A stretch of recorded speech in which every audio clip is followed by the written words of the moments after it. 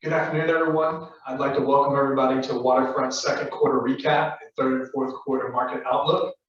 My name is Trent Grissom. I'm Director of Business Development here at Waterfront.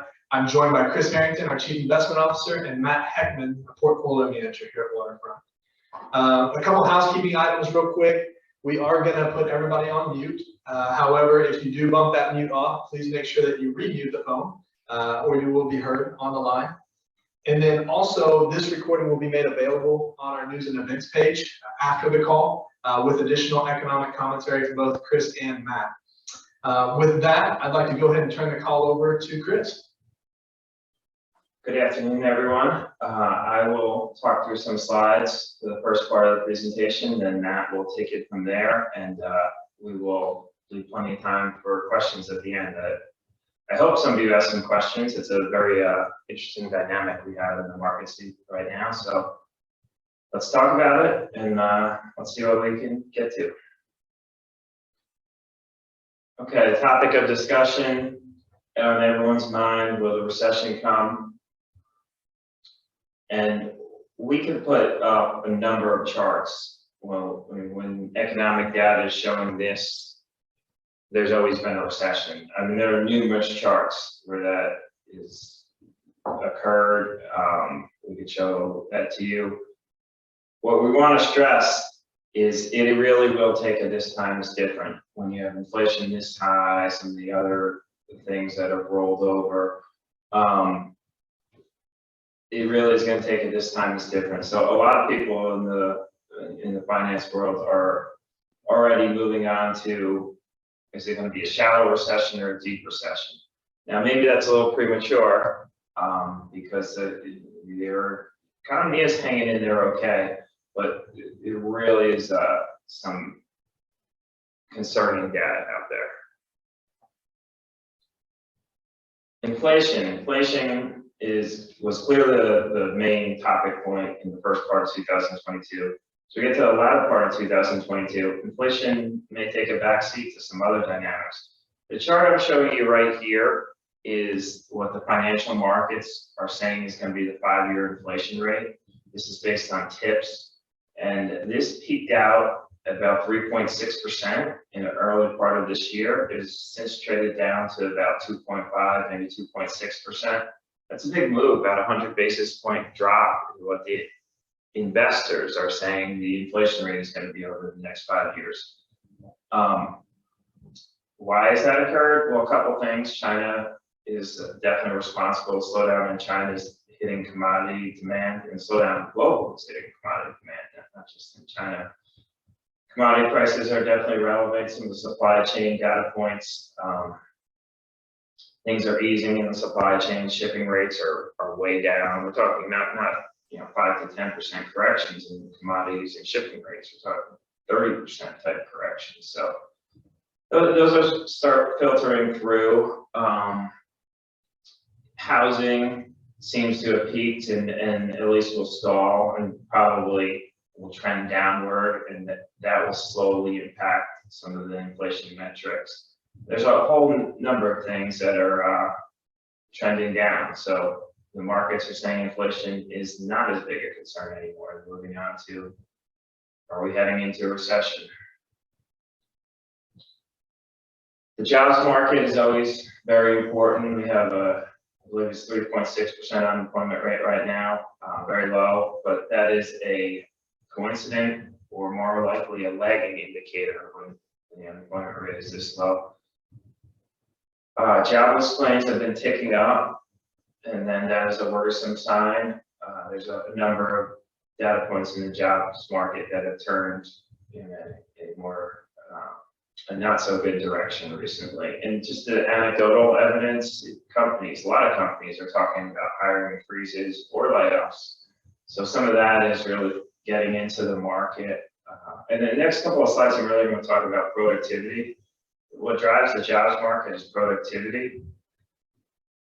So just to take a step back, 2020 when COVID hit, a lot of layoffs, and it turned out the economy was not as bad as people expected it to be.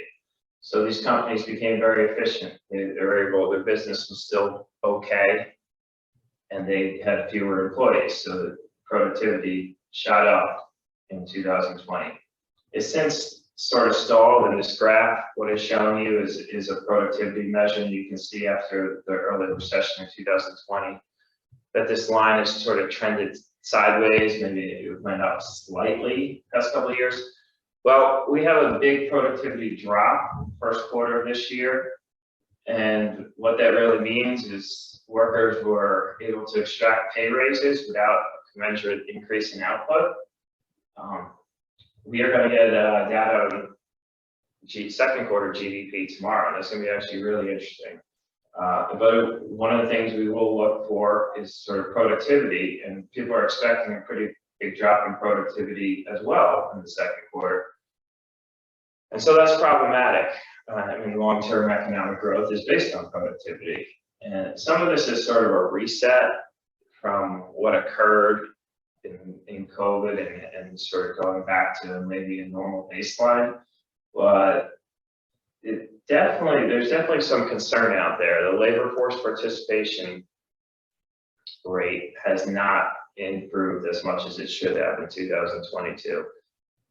More workers mean a larger pool with which to hire from, and when there's a shortage of workers, that means workers can extract pay raises without necessarily increasing output from those pay raises. Just taking a step back, workers absolutely deserve pay raises when they are increasing output, but what's occurred is workers have gotten pay raises without the increase in output. What are some of the dynamics that are in play here? I just talked about labor force participation. That is super important. Hybrid work schedule, some people point to those as impacting productivity. Expectations of government stimulus is maybe seeping into the mindsets of some people, and maybe just changing preferences. COVID did impact some priorities for a lot of people. So that is, in my opinion, one of the things is a very important item that I'm going to be paying attention to as 2022 unfolds. Next slide here, another comment on productivity. I just think it's very important. U.S. has historically had a pretty productive workforce, better than other parts of the world. Is that dynamic changing? Our labor force participation is not as strong as it used to be. That could point to changing productivity and some of those other dynamics I just mentioned. So talk about one more aspect of this, corporations and how they're responding. Well, first off, we talk about this anecdotal evidence of the companies starting layoffs.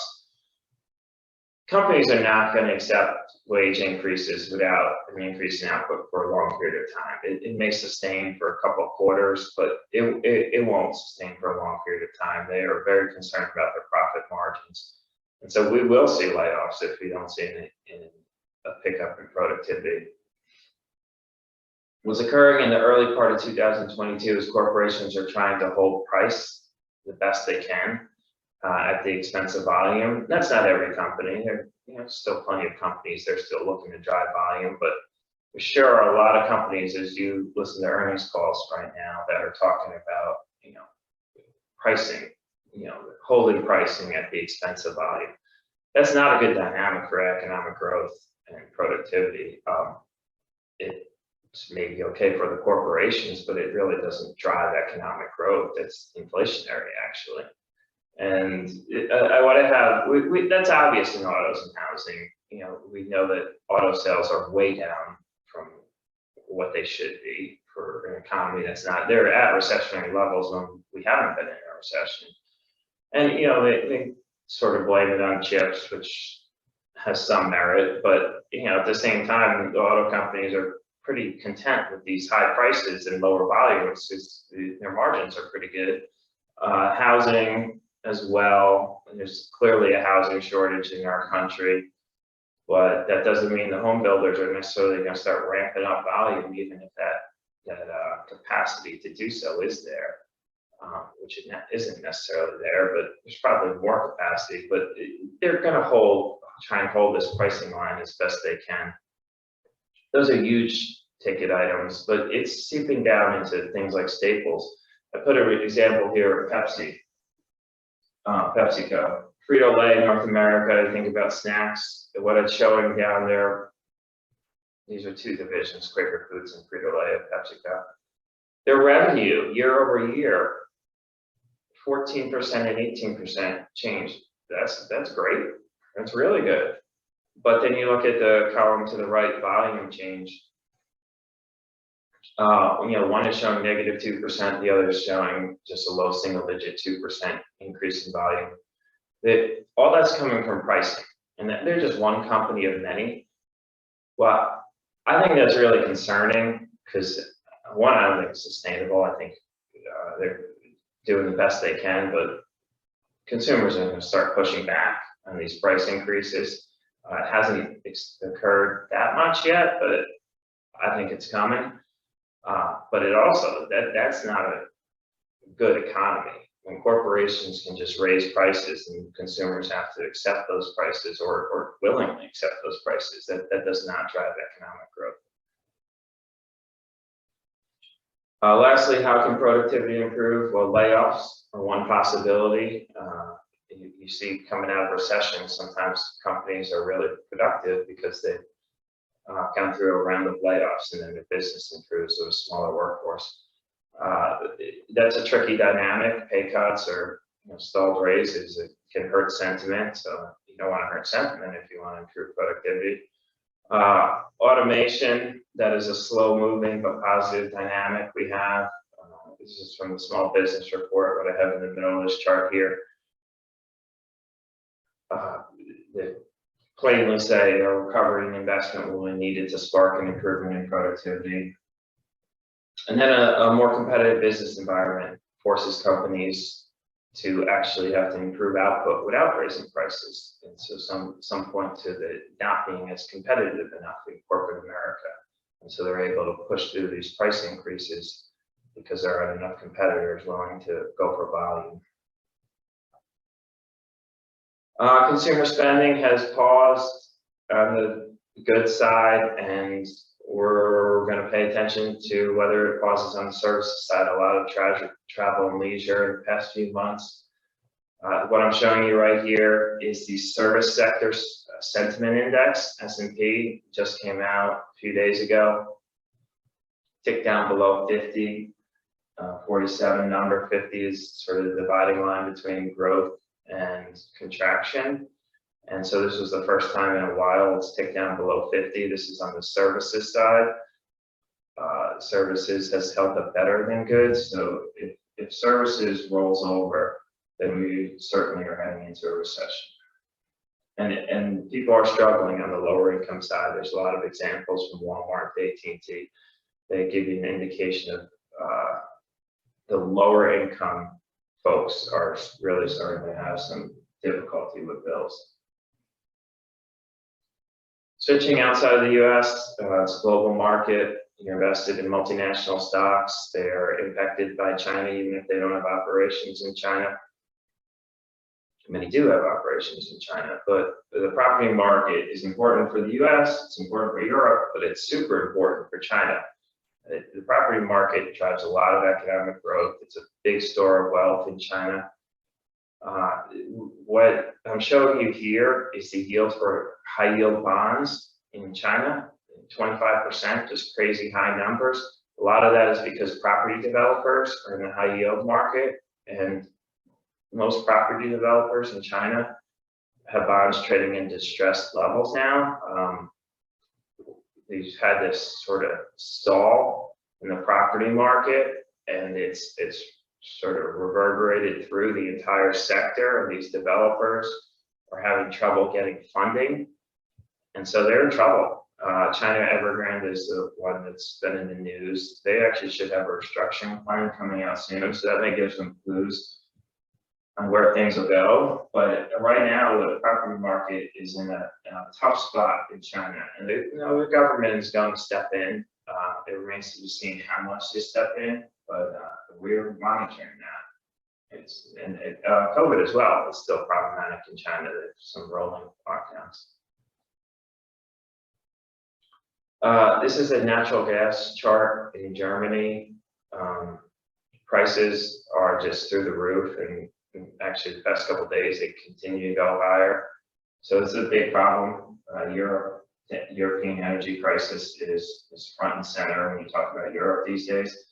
Just recently, they talked about a rationing plan, talking about 15% cut. All countries are on board except Hungary, and they're really trying to get at this, showing if they can get that gas use down, that natural gas use down, and they're targeting 15%. Right now, prices are really high. They're very detrimental to the industry. The BASF talked about actually not even running their ammonia plants this morning. They talked about just selling the gas. The gas is the major cost input for ammonia. Selling that ammonia gas back to the other folks, other companies or users in Germany. Daimler this morning, if you listen to the European earnings calls, everyone's talking about gas and energy prices.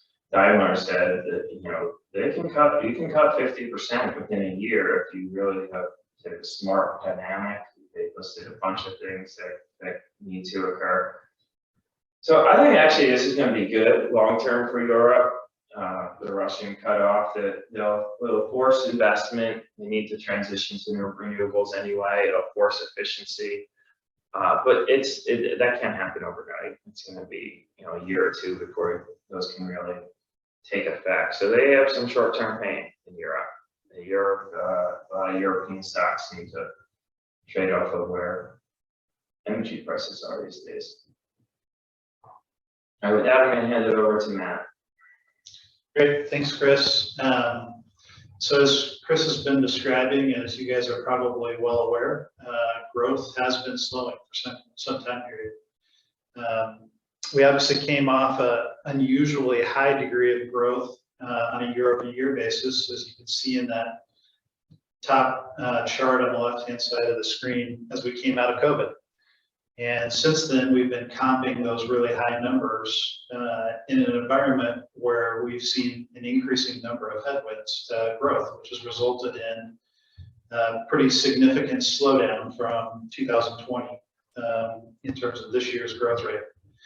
At the bottom of the chart, I show you a numerical kind of summary of where we've been in terms of real GDP growth on a year-over-year basis, as well as the forecast for the rest of 2022.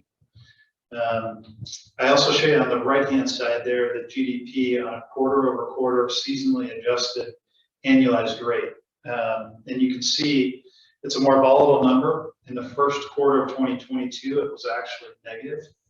I break out the components, the largest components of that negative year-over-year number.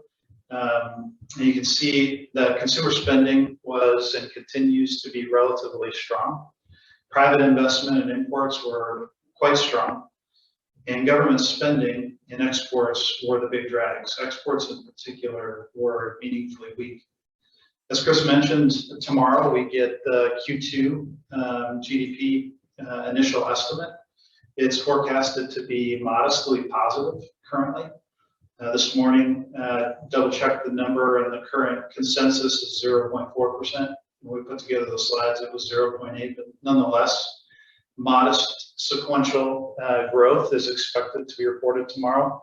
But it fits in the broader theme of, again, just kind of zooming out and looking at the left-hand side of that GDP chart, a trend that shows pretty consistent, persistent slowing in growth.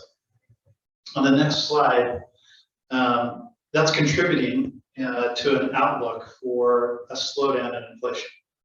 As you guys are probably very well aware, it's in the news often. Inflation is running at an extremely high rate. On the upper left-hand part of that slide, I'm showing you a very long time horizon history of the Consumer Price Index, and we're at levels that we haven't seen in decades. On the bottom left-hand table, you can see the consumer price index actual numbers for the last couple of quarters, and then the forecast that is taken from a survey of economists that Bloomberg does. It was just rerun earlier in July. And economists are expecting a slowdown in inflation, but by Q4, still seeing elevated levels of inflation in the economy. 7.3% is their forecast. That's interesting because, as Chris highlighted earlier in the slides, and as I show in the upper right-hand corner of this slide, the market is expecting a rapid decline in inflation in the back half of this year. As Chris showed on the tips slide, and I'm showing here, by the fourth quarter, the market is suggesting that inflation, headline inflation, will have a 2 handle, which is a significant, obviously, decline from the 9 handle that we just reported for the month of June. That dichotomy is really important. My expectation is that the market pricing is going to be closer to accurate than the economist's forward projection. But that is a huge difference, and it has a significant impact on the outlook, in part because of the impact it has on the next slide, which is interest rates. Again, as you guys are probably well aware, interest rates have been on the rise. The Fed is meeting now. They'll announce their change in the short-term interest rate this afternoon. They're expected to raise rates by 75 basis points, resulting in a Fed funds range of 2.25 to 2.5%. In the upper left-hand corner, I've shown you where we started. At the beginning of the year, we were at 25 basis points. And economists are expecting, on average, by Q4, that the Fed funds rate will be close to 3.5%. Just to kind of provide some context for how we get there, in that bottom left-hand part of the slide, I've given you a table with the dates that the Fed is meeting and the possible increases that get you to that 3.5% by the fourth quarter. As you can see, that increase in interest rates is large in size, 0.25 to 3.5%, and the pace is rapid. In fact, it's at a pace that is virtually unmatched looking at the historical record. That has markets very concerned. And as you look at the upper right-hand slide, or upper right-hand side of the slide, the yield curve is indicating to the Fed that markets think they're raising too much too fast. So what I'm showing you there is the 2s to 10s spread, which has inverted, which has historically been consistently correlated with an impending recession.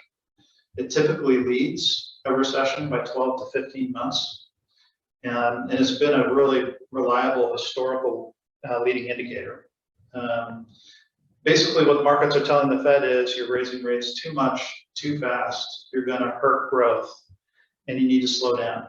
And so long-term rates are actually long-term rates are actually lower than short-term interest rates because the market is suggesting to the Fed, you're raising rates so fast right now, you're going to be forced to cut them in the near future. And hence that long-term interest rate structure stays below where short-term rates are. Credit markets are also starting to flash warning signs. And so what I'm showing you here is the incremental spread over the Treasury that investors are requiring investment-grade corporates in the upper left-hand side and high-yield corporates in the lower right-hand side of this chart are requiring issuers to pay. And so as credit spreads widen, it's indicative of an environment where investors are requiring higher interest rates from issuers in order to take the risk of lending the money. And while we're still not at levels that are alarming, the trend is obvious as you look at those charts, and the levels are getting to levels that indicate stress in the credit markets. Next chart, please. So all of that is a bit of kind of history as well as some outlook. What does it mean in terms of what we've done so far year to date and how we're positioning for the future? What I've shown in the upper right-hand part of this slide is the performance of the waterfront balanced and waterfront equity composites relative to their respective benchmarks, which are the S&P 500 and the Bloomberg U.S. Government Credit Index, as well as comparable funds in the waterfront, at least to waterfront balanced, which is the Morningstar Moderate Allocation Median Return. And you can see that the strategies have, relative to their benchmarks, have performed better.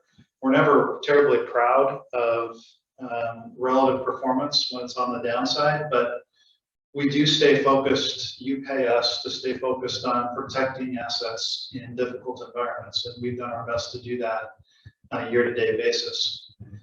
On the upper left-hand side of the chart, what I'm showing you is the waterfront balanced asset allocation as of June 30th, and you can see that the fund is relatively overweight equity,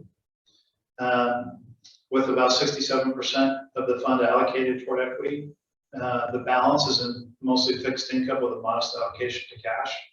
And the reason for that has been, as you can see in the table, the Bloomberg U.S. Government Credit Index is down 11% in the first half. Rising interest rates and widening credit spreads are not helpful for fixed income returns.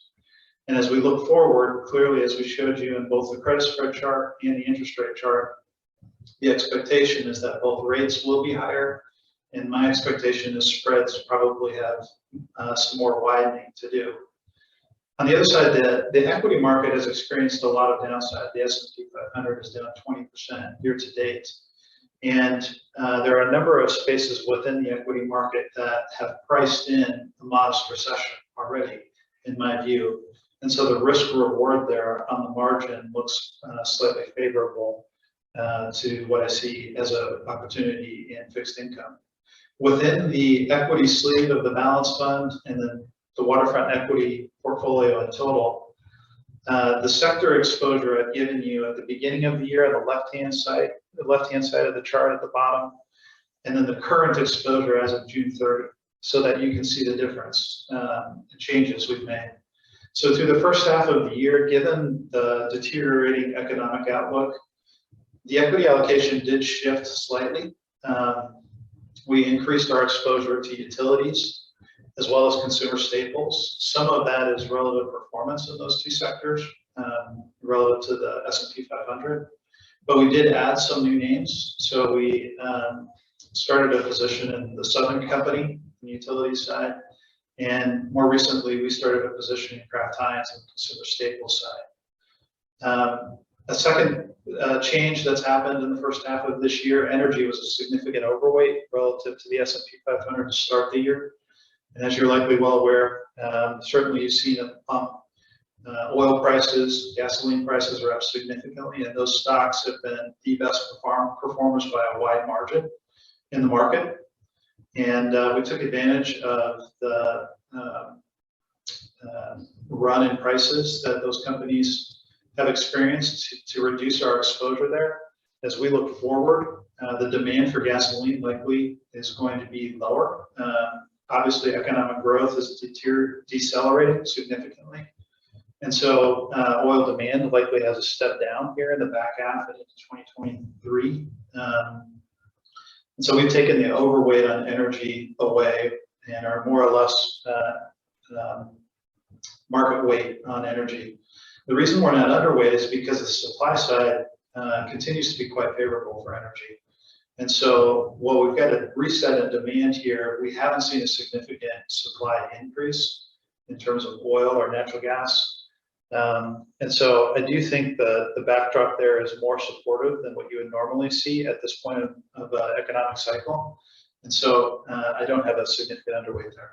The only other significant change I'd point out is communication services was reduced. That was largely due to a sale of Facebook, which was a stock that performed poorly at the beginning of the year, and we exited, thankfully.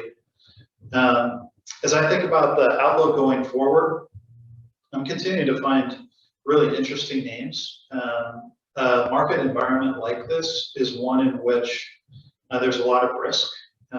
We've seen that play out. There's also a lot of opportunity. And so I've spent a lot of time working through a lot of the names that have experienced outsized downside this year, and have been finding incremental opportunities in the consumer discretionary space, added to or started a position in BF Corp. You're probably more familiar with some of their brand names, like the North Face clothing line. It's a stock that has pulled back significantly, pays a very nice dividend, and has a pretty strong and durable competitive advantage in my mind that will allow that company to perform better than peers and protect against significant downside in terms of revenue and earnings. Secondly, in the technology space, later in the second quarter, added or initiated a position in PayPal. It's a really interesting, fascinating company. That stock has performed relatively well since we purchased that position. And we continue to think that the growth profile of online spend and PayPal's participation in that will be better than it's feared. The stock pulled back 60% year to date. That was when we initiated the position, and it started to show some stabilization, and we think it will show great recovery as time goes forward. So those are the kind of things we're focused on as we think about how to position your dollars to take advantage of the situation today and the opportunities that we anticipate coming down the road. With that, I'm going to turn it over to Chris to talk about his strategies quickly. Yeah, I'll just quickly note, first half of the year slightly better than S&P 500, which is a pretty good outcome for these strategies. That the returns are not good, but these are cyclical companies. My strategy tends to have a really strong beta, do really well in good markets, and it tends to do worse than S&P 500 in bad markets. There's a lot of small cap stocks, a lot of cyclical stocks, companies that when people think the economy is rolling over, they just sell fast and furious. So there's definitely that dynamic playing out with some of these companies. The upside to that is that, in my opinion, they're trading at a bargain, not just to what current earnings are or previous earnings, but what their mid-cycle earnings are. Obviously, when the economy starts rolling over, you have to think about what is sort of the mid-cycle earnings power of companies when their earnings are about to go south. And at least in my opinion, there's some very attractive companies. Talking sub 10 times earnings, mid-cycle earnings, in my opinion, 3 times previous earnings, which is just crazy low. And there are a number of companies like that. So I'm optimistic. I think stock returns, the latter part of 2022 could be a sort of a transition choppy period. But when you get into maybe 2023 and things are more stable in the economy, I think some of these companies I really think could have really strong upside.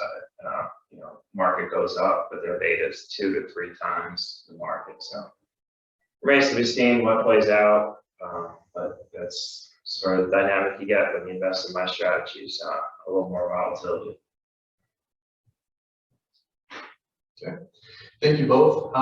Right now, we're going to open this up to questions. If you have questions, please type those questions in the chat box down below, and Jonathan will be addressing those for Chris and Matt. But a couple commonly asked questions that we get a lot.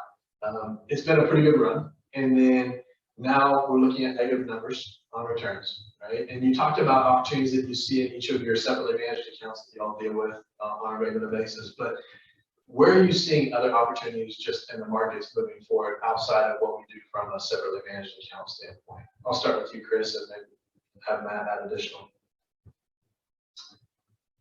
Well, let's start with fixed income. Interest rates have been so low, and we had this move higher that created, in my opinion, a good opportunity. It's been closed a little bit, but previous few months there's a really good opportunity for municipal bonds. Talking about over 4% tax-free yields, taxable equivalent pushing 7%, AA type stuff. That window is municipal bonds have since rallied a little bit, but there's still, I think, some opportunity there. High yield bonds, I think there's opportunity. Spreads will blow out wider if we go into a recession, or at least a more than shallow recession. So you got to be a little bit worried there, but there's so many different names there. So I get really granular with the balance sheets, and you're starting to see companies that, their senior unsecured notes, 11, 12%. And those are huge spreads. And I know these companies, I know what their balance sheets are. I think they have staying power. And so those are very attractive. And I've bought some high yield bonds. My OS strategy, can be up to 20% high yield bonds. It's been way under that, sub 10%, just because of concerns and really economic concerns and sort of what are those yields when you have those economic concerns. But it's moving back in line, and I've bought some bonds recently, another one this morning. So I think there's an opportunity, some high yield bonds, if you navigate that market. And I'll leave it at that on the fixed income. Okay. Matt, did you have any additional? Yeah. So I commented on a couple of names that I've added to the portfolio, but thematically, what I find interesting on the markets today is we've been through a really run for the last 10 years where growth stocks, for a variety of reasons, low interest rates being one of them, have attracted a lot of investor attention, a lot of investor focus, and there have been some significant sell-offs in those growth names. And I'm spending a lot of time thinking through, those kind of companies that have pulled back 50, 60, 70% to try and identify business models that will prove durable and profitability and growth setups that are attractive from a risk reward standpoint. That's really an area that I continue to be very focused on. PayPal is an example of a recent addition to the waterfront equity and waterfront balanced funds of one of those names that was down a lot, that I think the baby has gotten thrown out with the bathwater, to use the euphemism.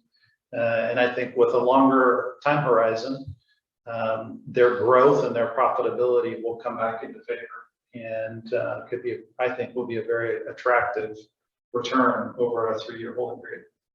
Perfect.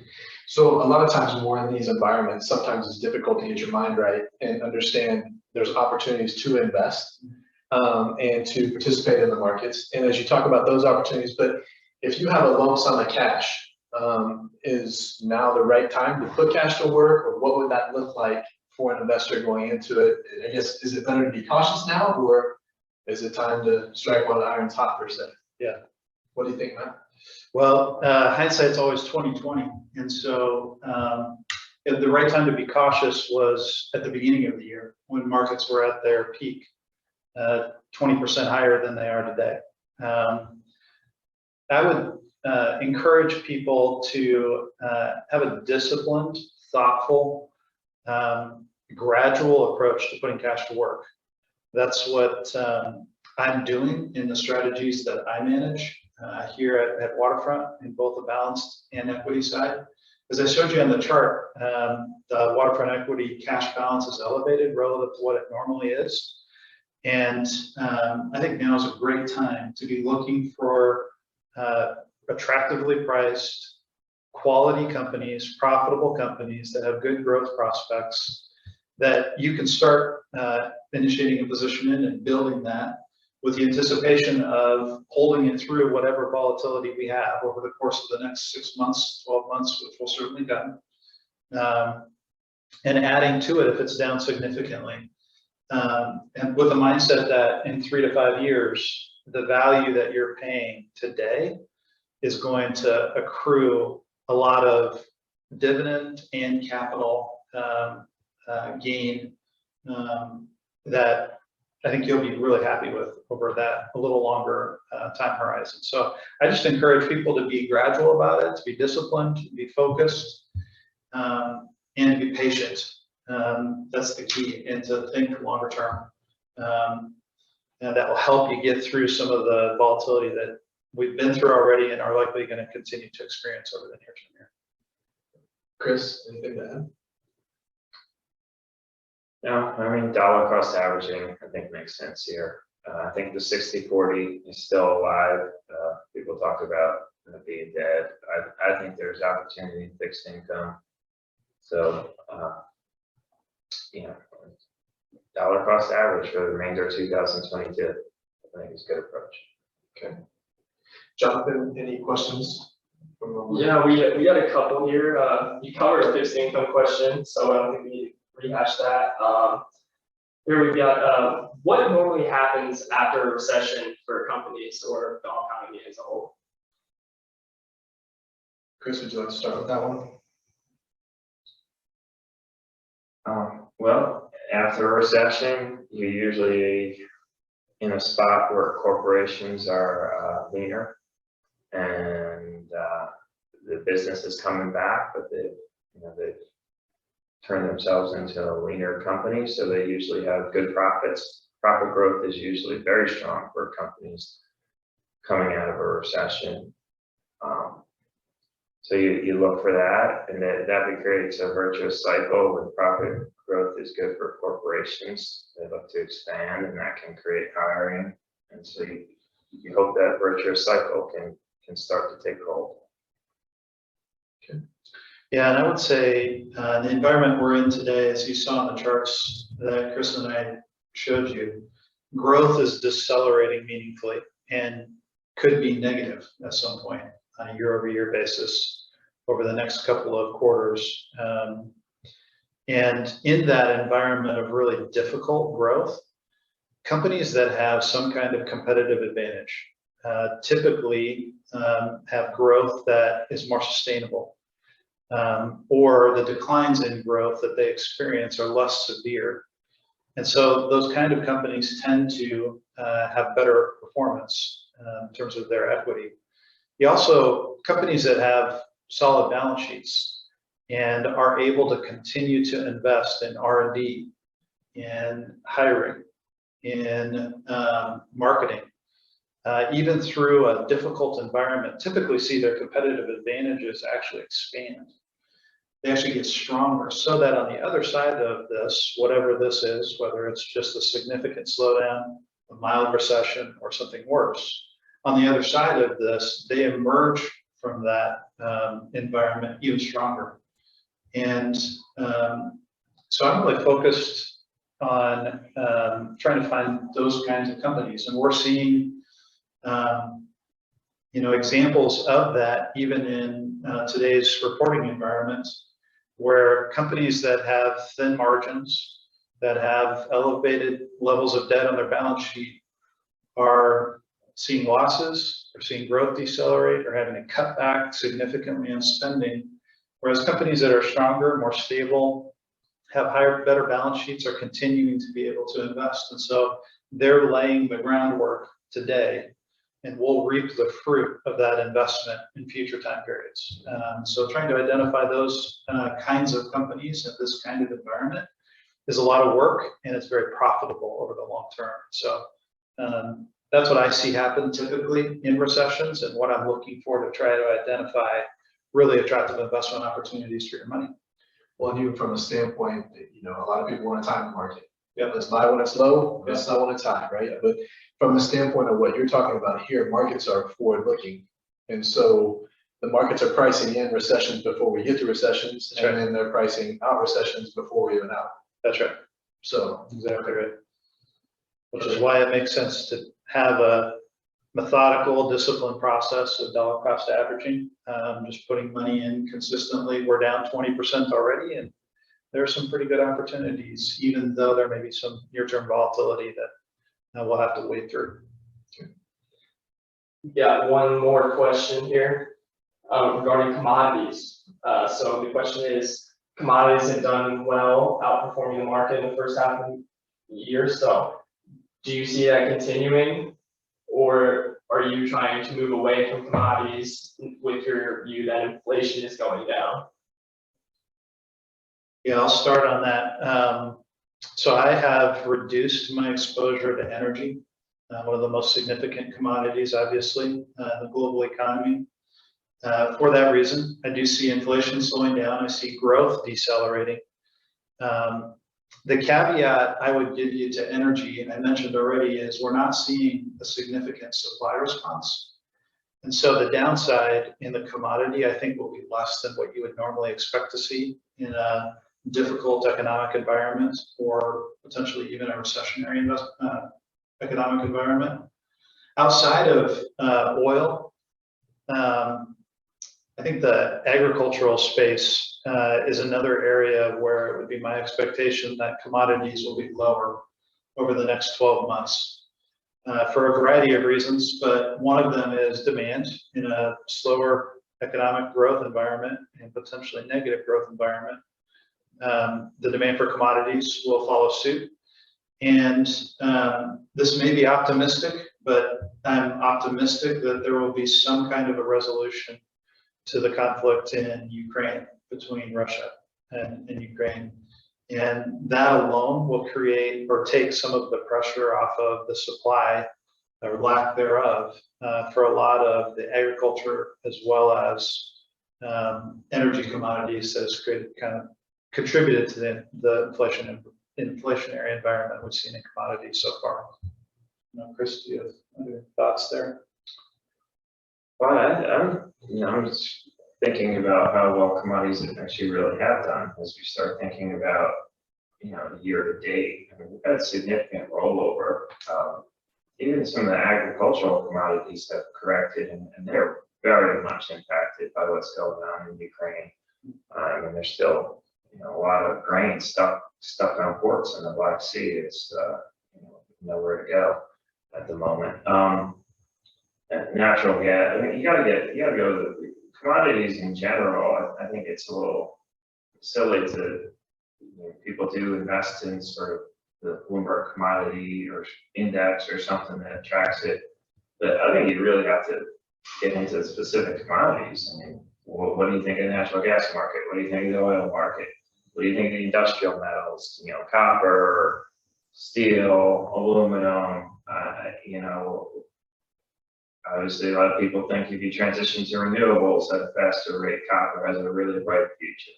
So I don't subscribe to investing in a basket of commodities.